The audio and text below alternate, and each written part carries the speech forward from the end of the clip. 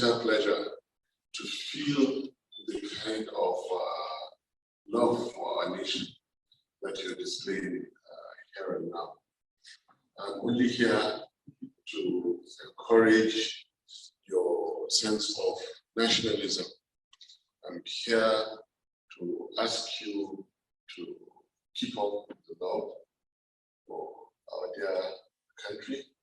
While the speakers will do the speaking, I will not have much to say, as you very well know.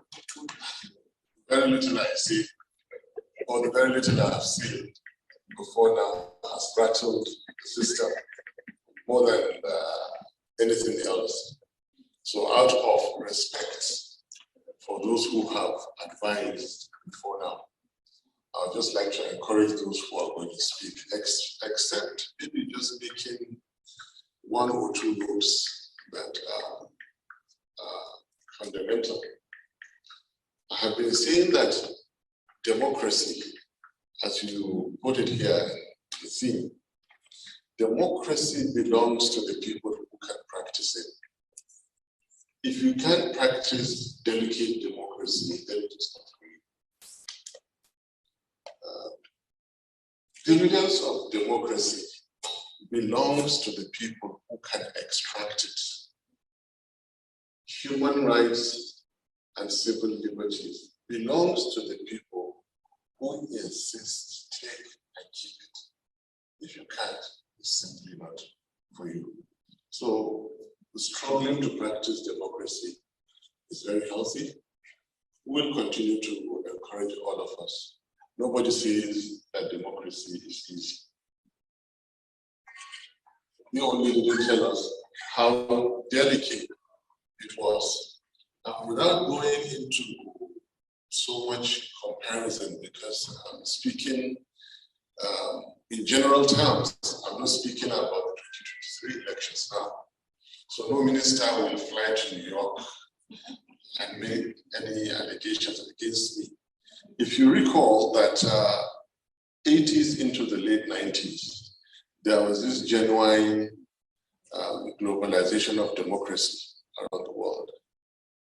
But then there is a certain part of the world with very old, rich culture and history, namely the Middle East.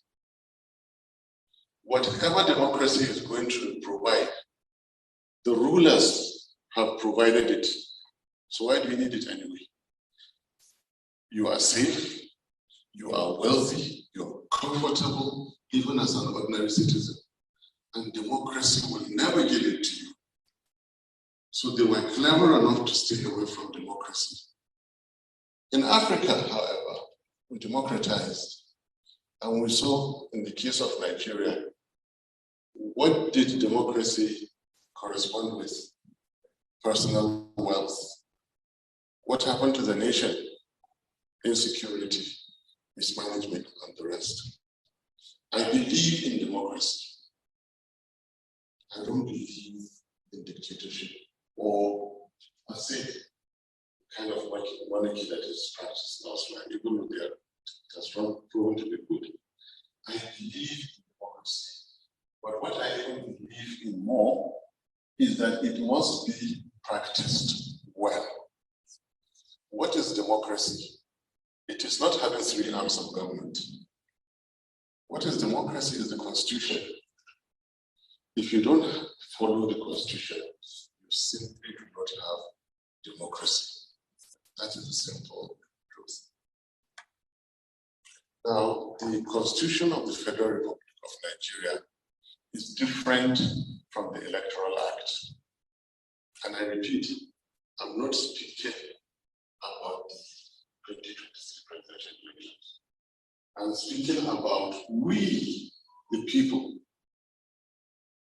I'm speaking about the supremacy of the Nigerian Constitution, which says that any law that is at variance with this Constitution is to the extent of that variance, null, void, and of no effect.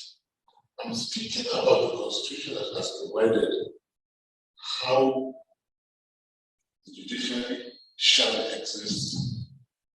The armed forces shall exist. The Nigerian police shall exist. The National Assembly shall exist.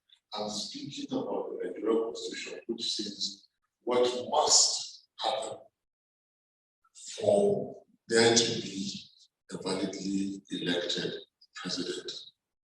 And then interestingly, I have spoken about the opposite or the failure to have those conditions fulfilled. And for now, staying away from any controversy, I just want to speak about the fundamentals. Without a constitution, without abiding by a constitution, you do not have a democracy. Nothing will change this in the world. Constitutions come interpreted, they come simple, they come understandable, and they are to be followed, not to be disobeyed, and then ask wantonly for interpretation. Nobody has time to waste. Constitutions are meant to be followed. Right now, Constitution was followed in the judiciary, in the National Assembly, in the armed forces, in the police as they exist. The Constitution is to be followed, not to be interpreted, as far as the office of the president is concerned. So, Constitution of the Federal Republic of Nigeria is a different document. The Electoral Act is a different document. I respect the courts. My principal has gone to court. I am with him, and all that we're doing, we wait patiently for the courts to. But now, we, the people, have a problem. If your constitution is violated and you sit watching, democracy is not for you. Interpret it anyhow you want. If you, the people, we, the people, watch the Constitution of the Federal Republic of Nigeria violated, and the best we can do is respectfully to hold lectures, write UK government, all right, we'll receive your letters. Did you have more letters? Write and bring, they'll read your letters. Who told you democracy is easy? Nothing good comes easy. As I speak to you, even though we're not in any way comparable, Israel, we the people, are getting into their 8th week of protest because they don't believe in certain policies of their prime minister. 2021 to 2022, Indian farmers sat and occupied a certain location in India for over 1 year because of an obnoxious agricultural policy that they did not believe in until their government removed that policy. Nigerians, your constitution is brazenly violated in broad daylight, and you're writing letters. Your cosmates in the Assyrian political parties are rigging elections, changing the meaning of your constitution, and you're writing letters and holding conferences. Well, democracy is yours. It's yours to take and build. It's yours to take and play with. Nigerians, our destiny is ours. You can't come here and scare the UK that refugees will come. Yes, they come from everywhere. A few more from Nigeria doesn't make a difference. That's not how to motivate them. Go and practice your democracy, and we'll meet you somewhere and make it work. Nigerians, go and make your democracy to work. Thank you.